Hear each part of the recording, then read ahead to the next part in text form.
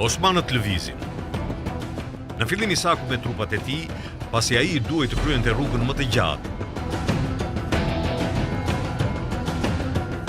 Por gjatë kësaj kohe Huniadi me zbuluesit e tij gjurmonte çdo lëvizje. Menjëherë ai ngre kampin dhe nxiton t'i presë rrugën Isakut. Beu e kupton rrezikun tepër vonë, por vendos të luftojë. Unë nuk tërhiqem. Do I sulmoj këta të pafej që janë të ullës si pluhuri.